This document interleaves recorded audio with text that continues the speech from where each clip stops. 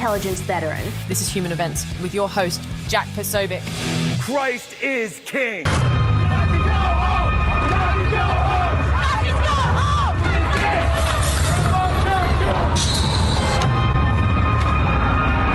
Trump gets reelected, what? City times to be organized and orchestrated chaos. They call everybody they disagree with Nazis. I felt like I had no choice but to do what I did. So yeah, kill them Nazis.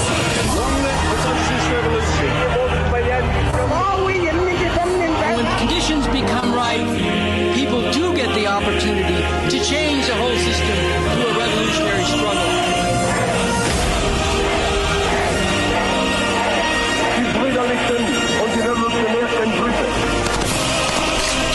International Revolutionary People's Guerrilla Forces work to defend social revolution around the world. We gotta fight it out. We're gonna remake this country in the street.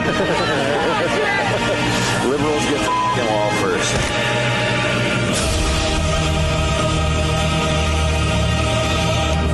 Someday, we gotta knock those motherfuckers who control this thing right on their ass. Ladies and gentlemen, welcome aboard today's edition of Human Events Daily. Today is September 18th, 2025, Anno Domini. As you can see, I'm here in the Charlie Kirk studio, Phoenix, Arizona. Got Charlie's mic, Charlie's seat, and indeed, Rush Limbaugh's golden EIB microphone sits right here next to me. But we're here on a mission because we've got work to do. President Trump has made the announcement, executive order will be forthcoming. Antifa is to be designated a domestic terrorist organization. Now, of course, the same ridiculous voices on the left are running around telling you there's no such thing as Antifa. Antifa doesn't exist. Antifa is just a figment of some right-wing imagination, some right-wing fever dream. Well, that's very interesting because, you see, I've got thousands upon thousands of hours of video, of documentary evidence, of network information that we put out into an entire book. I wrote about the Antifa, stories from within the Black Bloc in 2021. I infiltrated Chaz in 2020. I was there when Raz Simone loaded his 9mm and was racing against people, drawing weapons in the midst of all of this. Gone up against Antifa time and time and time again. So today we're going to talk all about the Antifa. Who are they? What are they? Where did they come from? Where are they now? And it's very simple.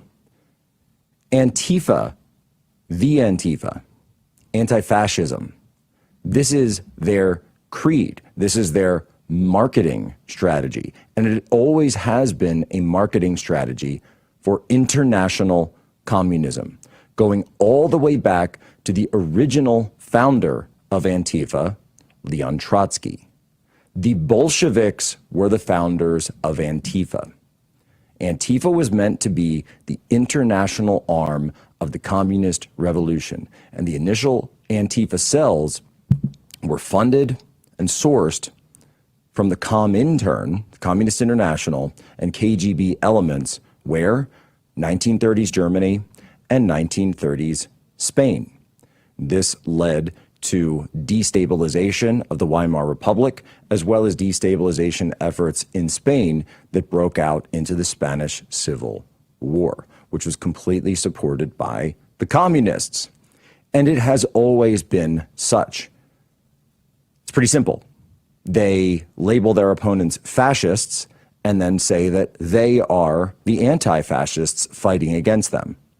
But they're just communists, and they always have been. And I could sit here for hours going through chapter and verse of how this works. And we need to understand that. The right needs to understand what it is that we're up against, and we need the right tools and the right rhetoric, the right words. People say, Posobiec, why are you so focused on words? Why are you push back, and why are you so particular about words? Because it's the words that control our thinking. And if we use the right words, then we have the right thinking, and we have the ability to create the right policy and the right strategy to actually go after the problem. So how do you go after a problem? The first thing you have to do is diagnose it. What is Antifa?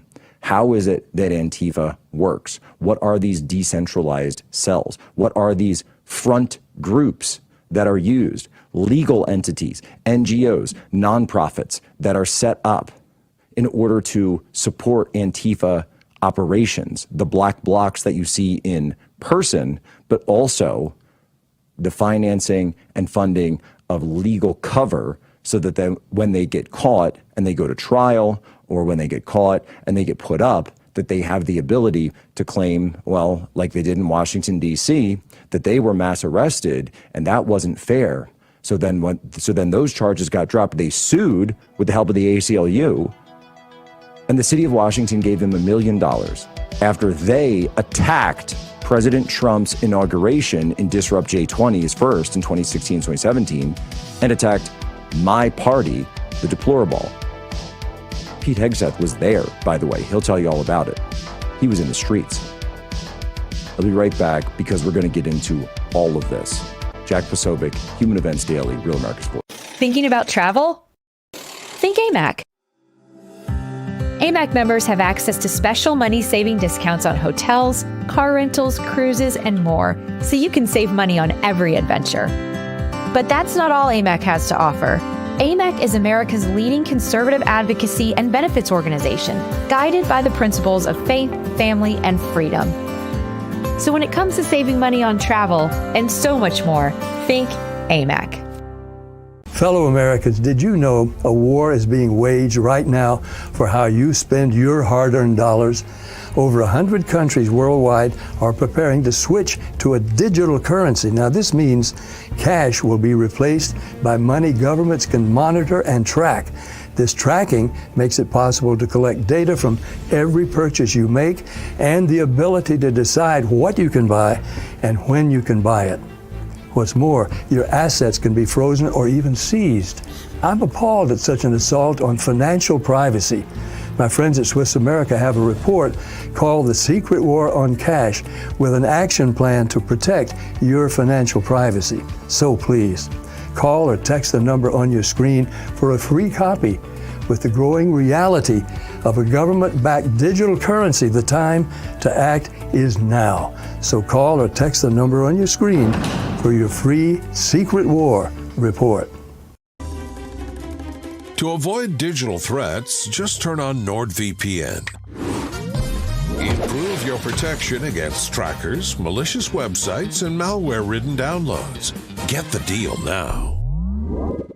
I'm a J6er. I spent 1,143 days in prison. About a year in prison. 4 years out of an 18-year sentence in prison. J6ers have been treated like terrorists. And we need your help. Stand in the Gap was founded to stand in the gap for J6ers working to rebuild their lives after being incarcerated. For just $10 or more, you can help these patriots get back on their feet again. Please scan the QR code to donate $10 or more to support these American patriots. Thank you for standing in the gap.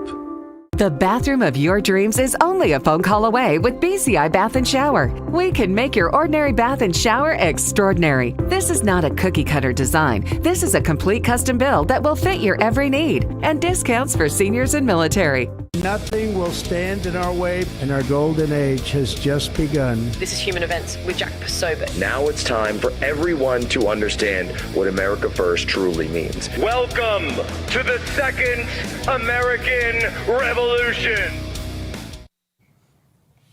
All right, Jack Posobiec, we are back live, Human Events Daily. We're here in Phoenix, Arizona, and we've got Blake Neff on, Charlie Kirk Show producer, and someone who has, with me, spent a lot of time talking about the history of Antifa, the background of international communism and these groups as they were in their first iteration, as they were funded directly by Bolshevik Russia, 1930s Germany, 1930s Spain. They were seeded. That was what really gave rise to the destabilization of those, and of course the Spanish Civil War, and then the fall of the Weimar Republic and the start of World War II in Germany.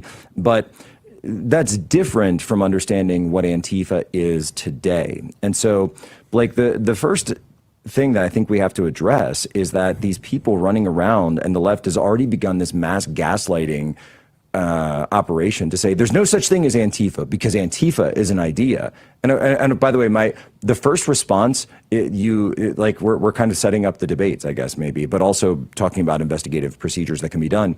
The first response is always, well, yes, so is radical Islam. Like radical Islam is obviously an ideology, and there are groups that espouse that. That's what we're going after. It's really not that complicated.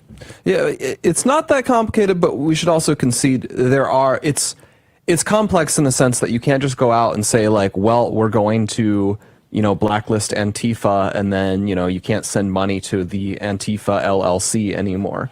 There's going to need to be seriousness in the sense that there are specific organizations that adhere to this. There are entities that, operate in legal gray areas or act to aggressively further illegal action.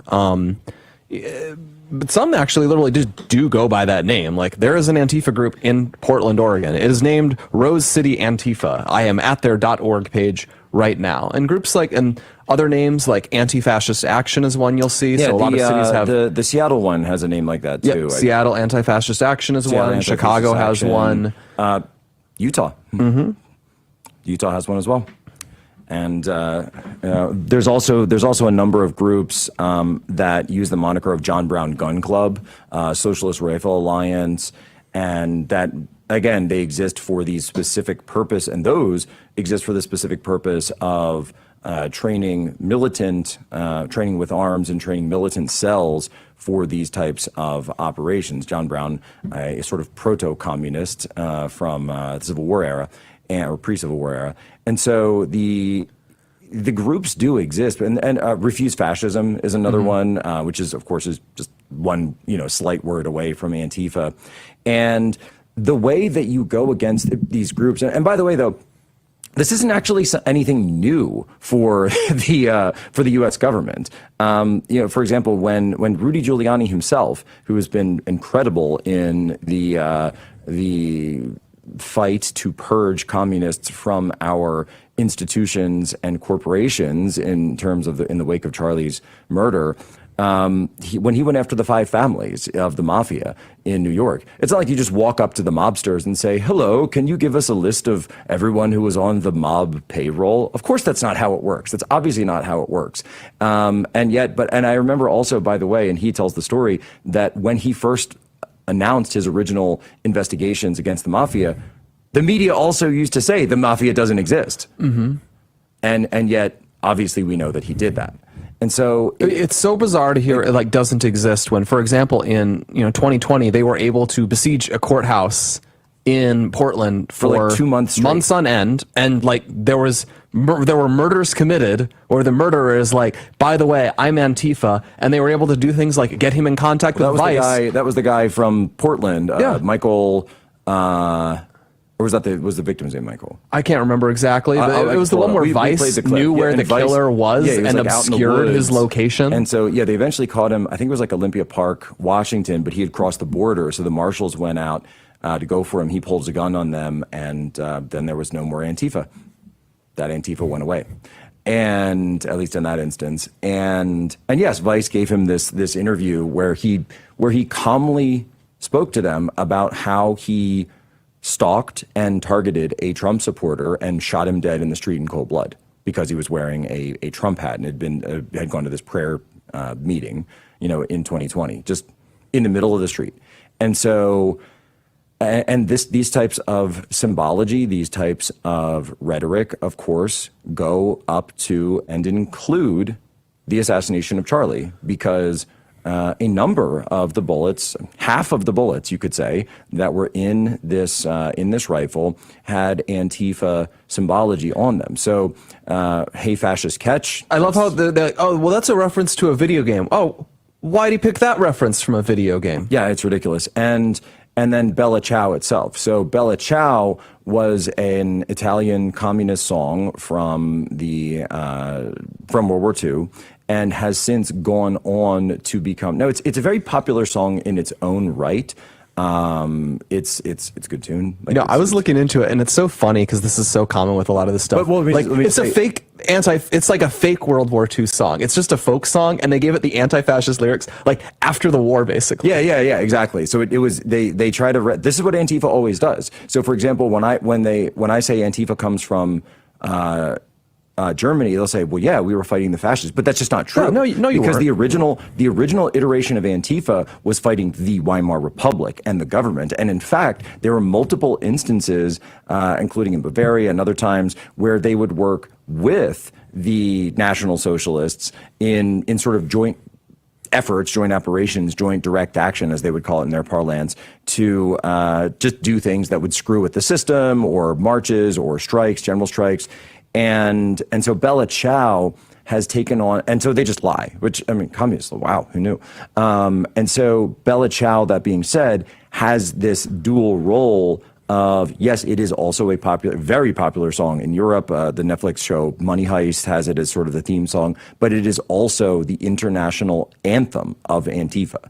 And you would have to be pretty familiar with Antifa and Antifa symbology to know that. That's just not something that the average person would be like, oh yeah, Antifa and their favorite song, I know about that. It's this may be the very first time that people are even hearing that information, and yet when you're in Antifa, this is something that they fixate on quite a bit. It's always very romantic. They're always telling stories about the Spanish Civil War and how close we came. We almost had it. There's also a huge Antifa element that goes to Rojava in Kurdistan, and so they're directly tied to a lot of the elements there. There's some ideological connections as well with Öcalan, and to be true, many of the militant members of Antifa would travel to Rojava, would travel to this area of Syria up there in Kurdistan, and receive training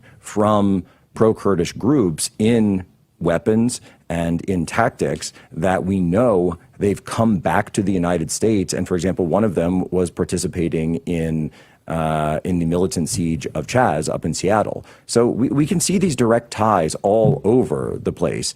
And by the way, just in that instance right there are obvious international ties as well that would really open up what the government is able to do. So Blake, I think we've established sort of how Antifa works. There are front groups. Some groups use the name, some groups don't. But it is a shared ideology and to be sure, shared tactics, which, so having a counterterrorism background from when I was at Guantanamo, something that obviously, funny enough, did you know that terrorists don't usually operate in the open? That actually they try to hide. Wait, like you can't just go to their office in downtown, like the terror office? It's not like the bureau, the bureau of Al Qaeda. Actually they do this all the time. So this is a very common procedure and art, really, to uncovering them. And of course, they always lie. I'm not really a member. This is part of their masking of their operations. And so what you have to do is peel that away. And one of the best ways to do that is following the tactics. Because when you see black bloc, when you see the specific targeting that they do, when you see these what we call tactics, techniques, and procedures, TTPs, so tracking TTP flow can be another way in terms of course, and in addition to, of course, the classic money, communications, network trees, all of that stuff that we're all very familiar with, that the government will now be able to use to start mapping out these networks. Exactly.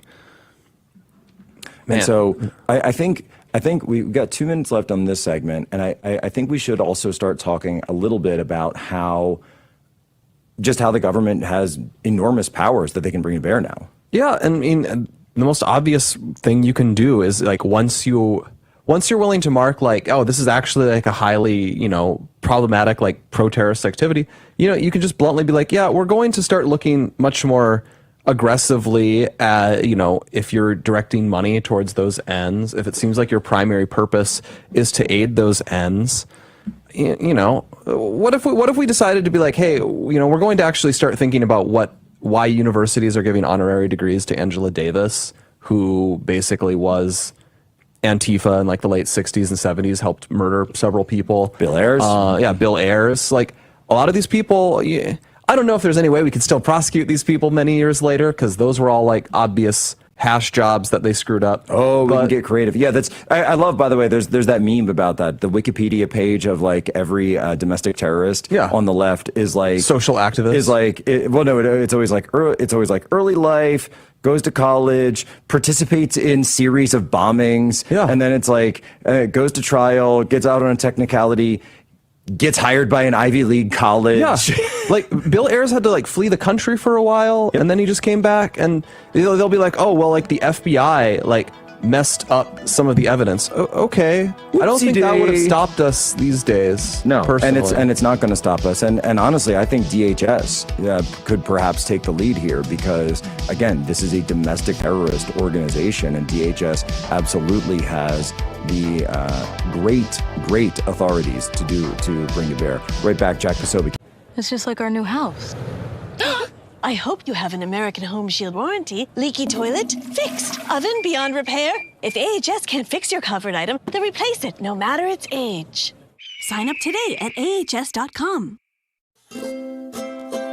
If you're happy and you know it, clap your hands. If you're happy and you know it, ride your bike. If you're happy and you know it, then your face will surely show it. If you're happy and you know it, smile big and bright. Thousands of kids just like me are happy every day. And it's all because of generous people like you who support Shriners Hospitals for Children every month. All you have to do is call the number on your screen or go online to loveshriners.org right now with your monthly gift. Because of people like you, Shriners Hospitals for Children is able to make an everyday miracle happen for kids like me. If you're happy and you know it, dance around. If you're happy and you know it, play a song. If you're happy and you know it, and your face will surely show it. If you're happy and you know it, take your shot. And when you call or go online right now to donate $19 a month or more, we'll send you this adorable Love to the Rescue blanket as a thank you, and a reminder of all the smiles you're bringing to kids' faces every day. Will today be the day you send your love to the rescue? When you call the number on your screen right now and give as little as $19 a month, just 63 cents a day, you'll be making a life-changing difference for a child, just like Sarah. Your monthly gift today could change your life forever. Because of you. We are happy and we know it. Thank you. Thank you. Thank you. Thank you. Please call or go online right now to give. If operators are busy, please wait patiently or go to loveshriners.org right away. Did you know that thousands of authors across the country have written books and published them with Page Publishing? If you've written a book, Page Publishing can help you through the process. We cut through the confusion of the publishing world to make it easy for you. Call or scan for your free writer's guide today. Hey, you talk about influencers. These are influencers. And they're friends of mine. Jack Posobiec. Where's Jack? Jack, who's done a great job. All right, Jack Posobiec, we are back live on Human Events Daily. We were very honored to have Megyn Kelly joining us. Hi, Jack. How are you? It's been a week. It's certainly been a week. But oddly enough, it's like I can hear Charlie's voice like in my ear sometimes, and it's just keep going. Keep going. Don't stop. Don't worry about me. Yes. I'm where God wants me. I'm doing other stuff. I'm on another. wherever Charlie is, he's working. We know that. Yeah. No, I know what you mean. Just doing the show today, we talked so much about Charlie, and then we wrestled before I got here about, do we do any other news? Do we do like regular news? And I was like, there is no way Charlie would want us to skip the Jimmy Kimmel story, like that. No, He'd want us to have this moment of celebration. He'd want it, and he'd want all of it. He would, honestly, I could even see him saying, like, okay, Jack, like take a day, fine, talk about what happened, but move on, move on. Don't sit there. Yeah. And that's who he was, though. It was all about what's the next thing, what's the next hill to climb, what's the next mountain we're going to conquer. And he would always be looking to do that. He would take he took Saturdays off, and it was the most aggressive day off that you could ever think of. He's like, I'm checking stocks. I'm looking at, this thing, looking at this operation, what's going on. All right, family stuff. Let's go. How did you guys meet? How do we meet? I think we met at a CPAC, briefly for the very first time, and we just had a mutual contact, and said, hey, Charlie, Jack, and it was like, hey, appreciate your stuff, and then you just sort of move on. And then I was at some other event, in like 16 or 17, and I remember I picked him up at the airport. Funny enough, it was an Ed Martin event. Oh, wow. And when he was running the Eagle Forum for Phyllis Schlafly, and he just needed a runner to go to the airport, and said, hey, can you go pick up Charlie Kirk? And it's like, oh, yeah, I met Charlie, a while back, I'll go meet him. And then, you just sort of, you're on the circuit, and then you keep bumping into each other, and then eventually you just sort of realize that you're rowing in the same direction, and you get closer, and that's my relationship with Charlie. It wasn't this sort of like, hey, let's go hang out and watch movies kind of, or play video games kind of relationship. No, same, the same. It's like, let's go and battle. It's the nature of this business that there will be a bond between the people who are fighting for the same causes as you are. I feel like this is how you and I kind of became friends, like over X, after just being out there and plugging away every day, and just seeing. But you see somebody's character. You see what they stand for. You see what they fight for. And you can't miss, what somebody actually stands for if you spend enough time online or spend time listening to them. I just saw you at Charlie's Turning Point event in July. Remember that? We saw each other backstage. Yeah. And we all hugged. We had a moment, and it was so jubilant. It was such a festive atmosphere. You just would never have known this was hanging in the balance. Yeah, when I think back, I think that was the last time I actually saw Charlie in person.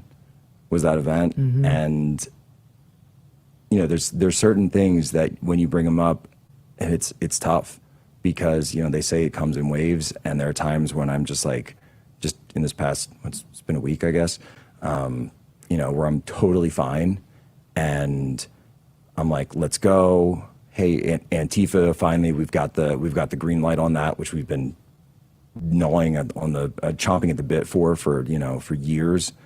And and then I'll just some song or some reference or just a certain phrase, and it's like, oh, Charlie used to always say that, and I don't know about you, but I've been like refreshing X all the time for like news that it's not true.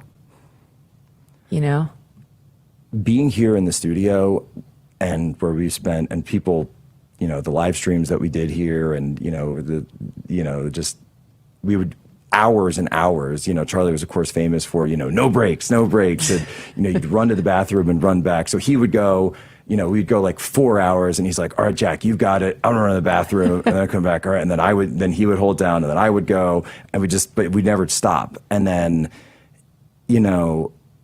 coming and being here every day, it's hard, but it helps you focus at the same time in a weird, I feel like it's a really healing weird balm. way. Like I'm kind of like, I think my wife will understand what I mean when I say this. Like, I'm glad I'm just not sitting around at home. Yeah, that's right. And because when I'm here, I associate it with work and doing the work. But I'll tell you one thing, I just keep waiting for him to come through the door. Yeah, of course. I know. Me too. I'm like, when a news story breaks, over the past 8 days, I've been like, get Charlie. You'd say that, and he'd always say yes. You could get him, as busy as he was, he'd always say yes. And you just know, like when He you saw loved you. He loved you. It was so mutual. You knew whenever you saw Charlie Kirk lined up for the day, it was going to be a great show. It was going to be an easy show. He was such a good talker. He was so clever. He was so funny. You know, you'd laugh, you'd hit things hard, you'd have deep philosophical conversations on whatever issue you wanted to go deep on. There was nothing he couldn't do. And I don't know, and I say this completely platonically, but I just fell in love with him. You know, you fall in love with Charlie. To know him is to fall in love with him. I mean, I'm sure you can relate. It's like everything about him was likable and lovable. You can't say that about virtually anybody, right? It's like we all have our dark sides. And he didn't. And I still keep it's like right out of the corner of my ear, and I'm just waiting because whenever Charlie would burst in, and it was a burst, it was like boom, the energy just gets ratcheted up, and he's like boom, boom, boom. Are we up? Are we live? Is this going on? Is this guest coming? Are we taking this feed? Are we on? Do we have the clips? Do you have it all? And then you're in, and it's like you're on a rocket ship, and Charlie's driving, and we're all going to this destination. And you better buckle up because, you know, if you're not on board, like you're going to get washed over. And it was great. Yeah, the first time I saw him in person was at behind the scenes at a Turning Point event, and I was like, that's his go gear? Like, I knew Charlie didn't do drugs and didn't drink alcohol or anything like that, but I'm like, if you didn't know him, you'd think he was on some sort of massive speedball because he was just, I got this and I got that and I can do this, and he knew everybody's name and he was so well organized. You know he was off caffeine? What? He had done, I think for at least a year, he hadn't had caffeine. That cup, that's a mint tea. Yeah, that's right. That was a mint tea. It's selling out right now at Starbucks across the country. Megan, I know you've got to run, but thank you. Just thank you for being here. Sunday? Yeah, I'll be there. All right, I'll be there. Much love to you, Jack. Thanks for having me. God bless. I'm back at you.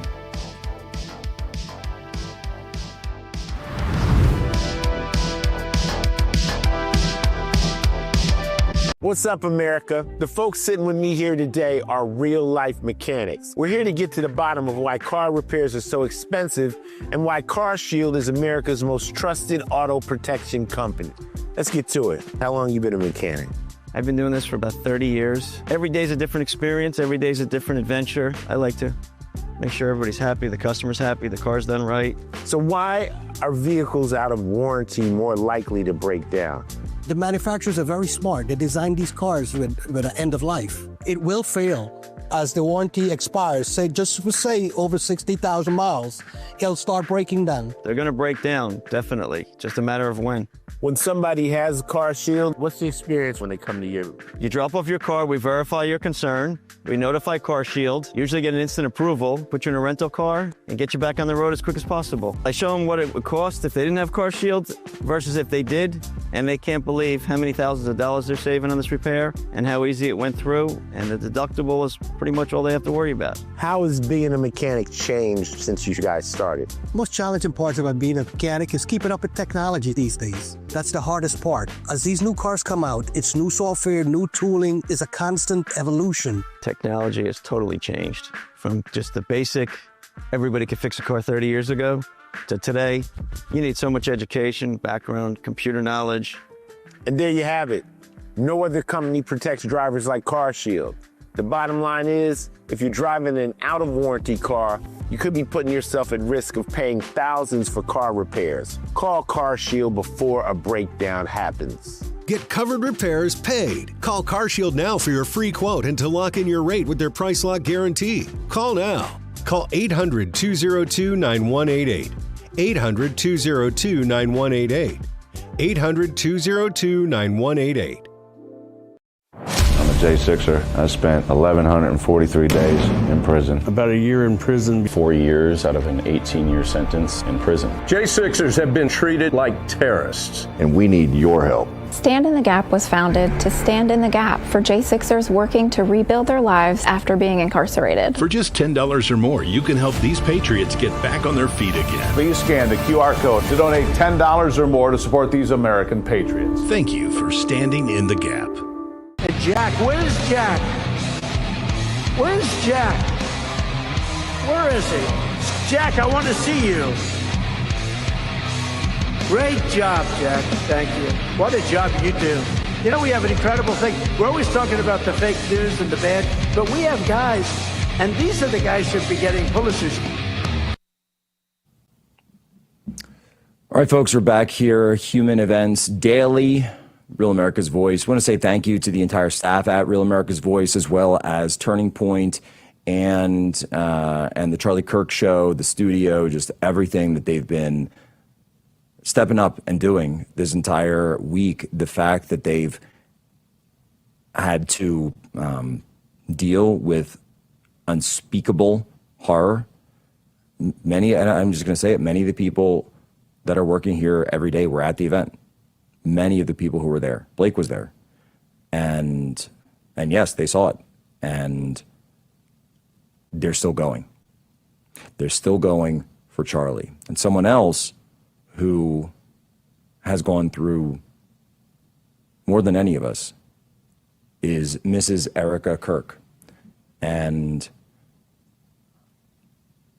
I heard the news last night, going to admit, I heard the news last night, and I was like, I had to tie my hands together so that I didn't tweet it out, because I was so excited and I was so happy when the decision came down that Erica Kirk would be named the chair and CEO of Turning Point USA. I mean, if you know Erica, if you've got to meet Erica, and I think people are sort of, publicly getting to meet her for the first time, but she's so warm and so loving and yet so strong. And ever since she became a mother, you can just see this strength that exudes from her, and in the way that motherhood does for the best moms. It makes them better people. It makes them more complete. I've seen it. I'm speaking of experience, having seen that same change in my own wife, Tanya Tay.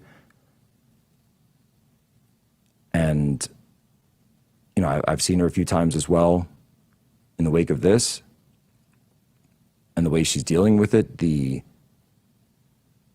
tragedy, the grief, but also the anger and the resolve, the fortitude to understand that we stay the course, that Charlie's mission is now our mission. And Charlie wanted her. Charlie wanted her to do this, should anything happen to him. He said that.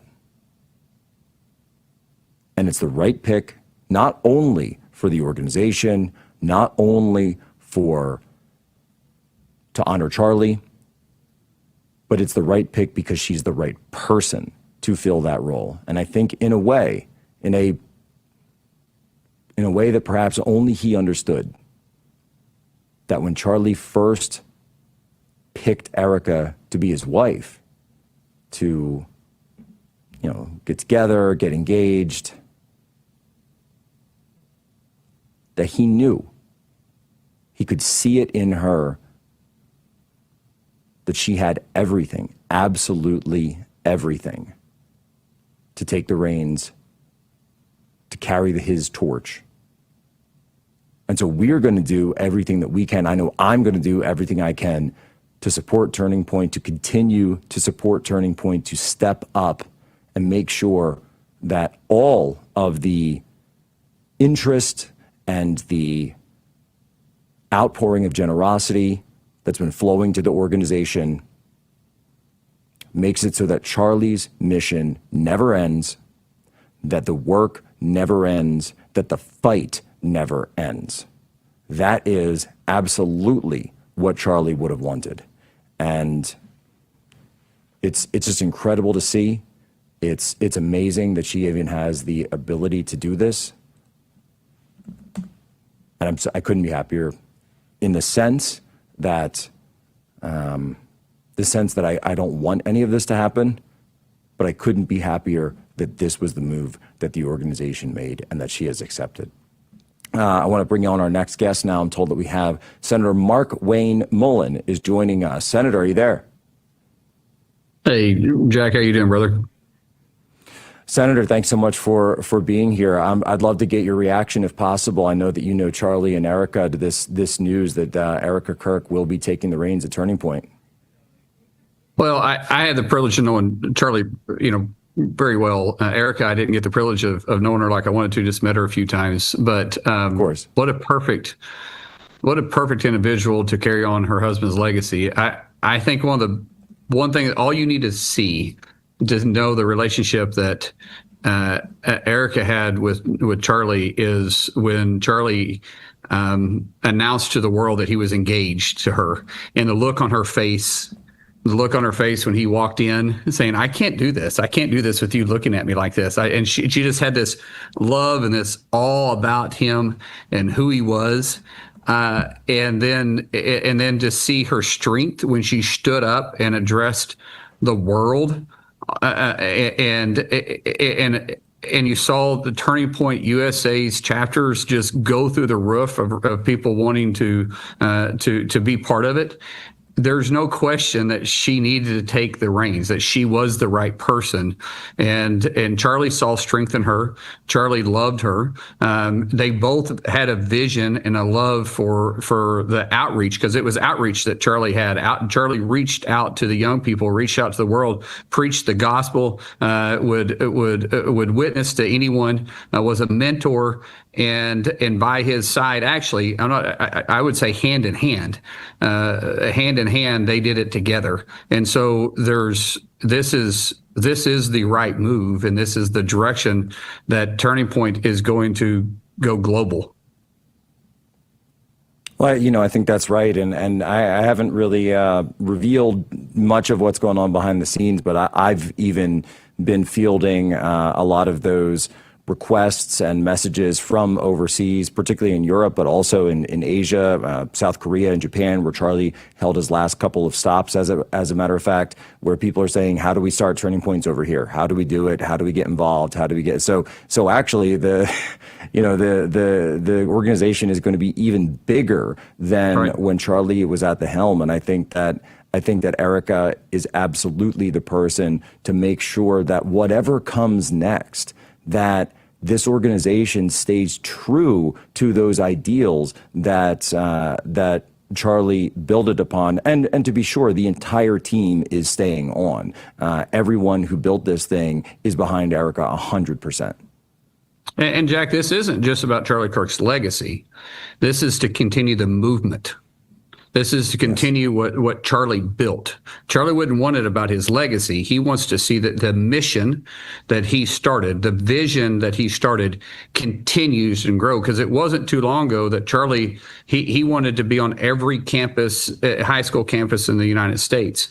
I think there's somewhere around 23,000 plus campuses in the United States. And the last time I checked, the last time I saw Andrew put out a message out on X, there was something like 57,000 requests for Turning Point USA chapters. I don't know how many. That's right, and that number changes by the minute. Senator. I know we only have a couple of minutes with you left. I did want to ask you. We do have news of the day, and I can hear Charlie in my ear saying, "Jack, don't forget to ask the senator about the news of the day." So this rule change regarding the president's nominees, many of which have been languishing in terms of confirmation. Talk to us about this new Senate rule change and how important it is.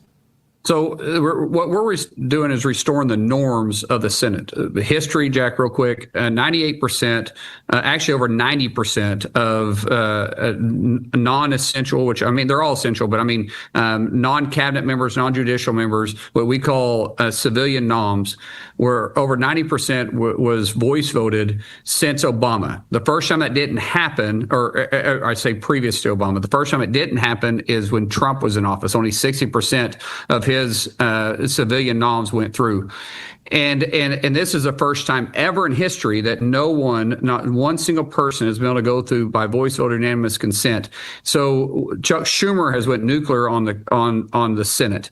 What we have done now is we said, okay, since you're not going to let the norms continue, we're going to do a rules change. Leader Thune made this very clear at the beginning of Congress. He said we can either do this hard way or we can do this easy way. Chuck Schumer decided to do it the hard way. We're responding to it in probably 15 minutes. minutes or within 15 to 30 minutes from right now, we'll do the first in block where we're going to confirm 48 individuals at once for these nominees. We're going to come back later and do 103 on another in block. We will have all the backlog done by the time we get probably mid October, and then we'll be waiting on the president to send us more noms. We will be able to get everybody that he has on the list.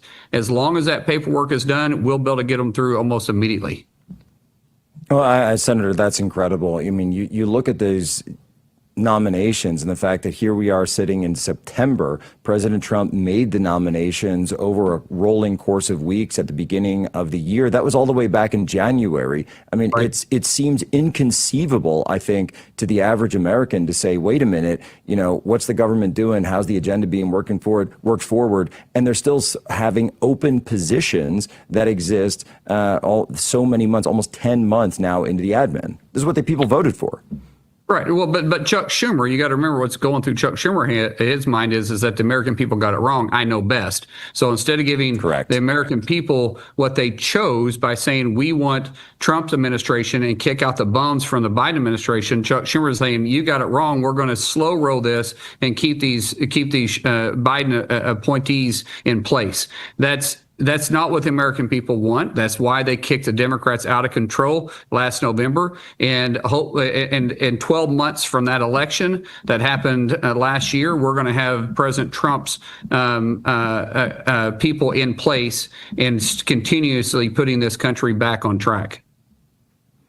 And that's what it is, because, of course, going into midterms, we'll start up very soon, the political process, 1/3 the Senate, as it is. It's very simple, I think. And talk to me about this, though, Senator, the idea that that people are saying, you know what, those were the new norm. It's got to get thrown out the window because these senators, these Democrats, are sitting there trying to hold up the process, and they know they're doing so on purpose. Yeah, it's about having to go around the obstruction.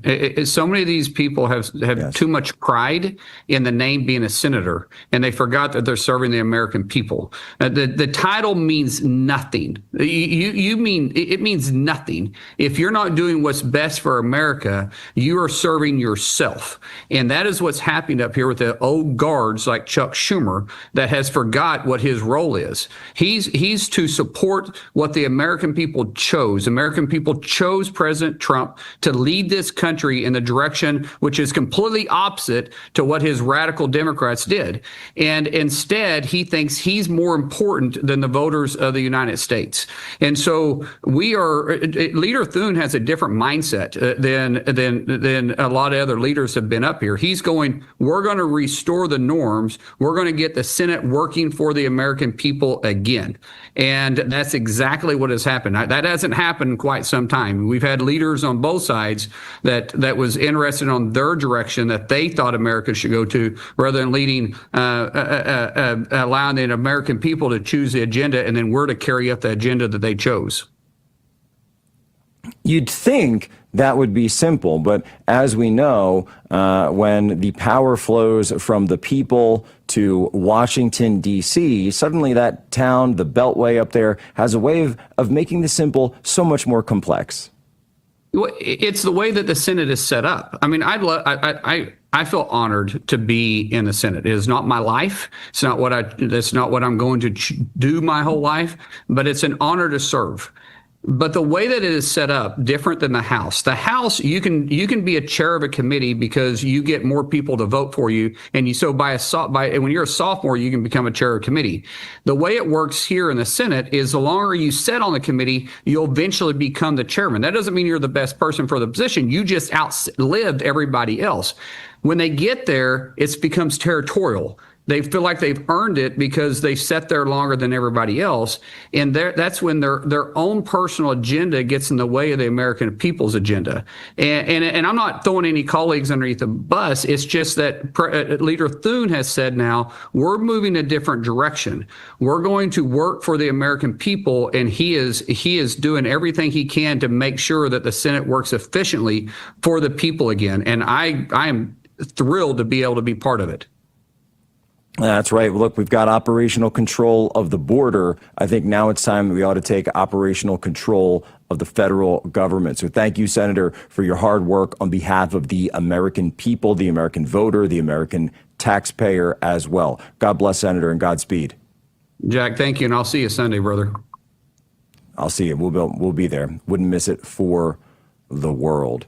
And that's right, folks. This Sunday, of course, as everyone knows, the memorial for Charlie Kirk, the funeral for Charlie Kirk. We've set up and established fightforcharlie.com. So if you're trying to come, look, I understand it's going to be very, very, very well attended. This will be the largest event in Turning Point history, the first full stadium show or event that has been held for Turning Point. And even if you can't come, you want to support, there are ways to do that on fightforcharlie.com. And of course, every single bit of that is appreciated because all of it goes towards making sure not only that Charlie's legacy is honored, but that Charlie's legacy continues. And the best way to do that is to continue the work of Turning Point USA, taking his life's work. And think about that for a minute. This is Charlie's life's work. It's Turning Point. It's his legacy. It is what he leaves on the world. Perhaps one day, Erica will be able to pass it on to the children, if they want. That's a story for another day, as they say. But that's what Turning Point is. Turning Point was always meant to be passed on to the next generation because it was all about investing in the next generation, training the next generation, finding those leaders, finding that talent that was able to come up, that believed in the truth, that believed in American principles, that believed in the American nation, that believed in the American founding fathers, that believed in our religious heritage, the heritage of the Holy Bible, upon which all of Western civilization rests. Something, by the way, that we've been slipping away from. And I know that Charlie, and certainly I, have been calling this out for months prior to his assassination. And so that's why this event on Sunday is so important, because we are in the turning point. We're in it right now. It's going to be covered on all the news. It's going to be in all of it. Everyone's going to be seeing it. But again, as important as this event is, there is a possibility that the event is a failure. And what do I mean by that? Sure, there's going to be a lot of people there. There's going to be incredible speeches. But if you want this event to be a success, which is what we all want, you must turn your anger and your sorrow into action. You must take those emotions, take the horrific evil that was visited upon the Kirk family, and turn it into something good. Turn it into something true. Turn it into something real. Get motivated. Get active. And if there isn't a Turning Point chapter in your school or in your high school or even in your area, I don't know if they have local Turning Point chapters yet, but might as well just have to do them anyway. Sorry, Tyler. I just invented something. I just created more work for you. We're going to do it. We're going to do all of it for Charlie. And I'm very pleased to announce that just minutes after Senator Markwayne Mullin has stepped off camera here, the U.S. Senate has just unanimously established October 14th as the National Day of Remembrance for Charlie Kirk. October 14th is Charlie's birthday. I couldn't think of a day that's more fitting than that. And I certainly hope, we'll see, that seems like that could be a good day for Erica to head to Washington, D.C. to posthumously receive the Presidential Medal of Freedom for her husband. They might do it this Sunday. We'll see. But if they don't do it this Sunday, I would say do it then. Do it in Washington. So that Charlie has one the same way that Rush did. The highest civilian honor that the president can bestow. And show me someone who deserves it more than Charlie. You can't. You absolutely can't. So that's my message. Get activated. Get focused. And when it comes to Antifa, be warned. You are on notice. I wasn't being facetious earlier when I said the Department of Homeland Security could play a huge role here. Domestic terrorism, domestic extremism, this is a massive, massive role for DHS. They have authorities, they have operations that can be brought to bear against the various constellation of organizations and front groups that constitute the Antifa threat. Yes, obviously, Antifa is an ideology. It is an ideology shared by various groups that are organized, some who use the name, some who don't, to perpetuate domestic terrorism and domestic terrorist ideology in our country.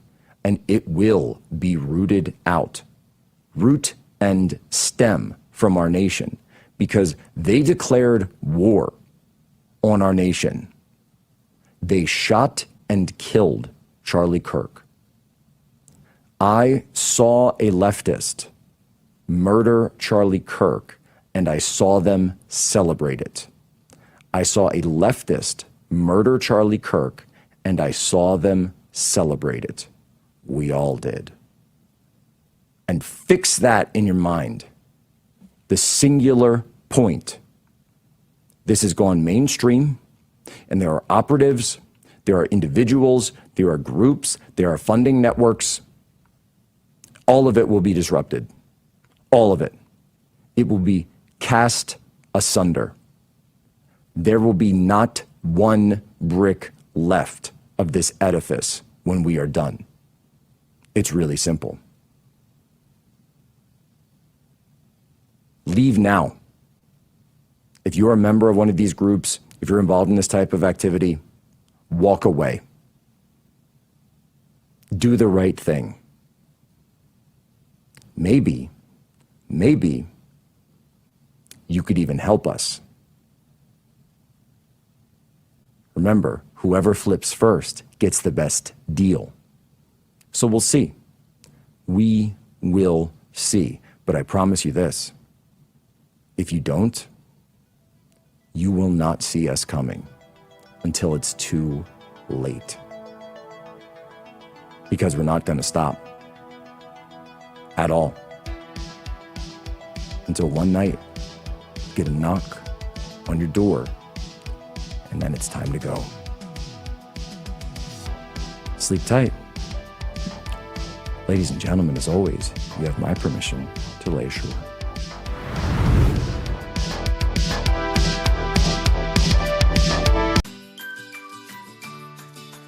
When surprise breakdowns happen, American Home Shield will be there to fix or replace parts of the systems and appliances you rely on every day. They help protect your time and money by connecting you with qualified pros and helping pay for covered repairs or replacements. AHS offers flexible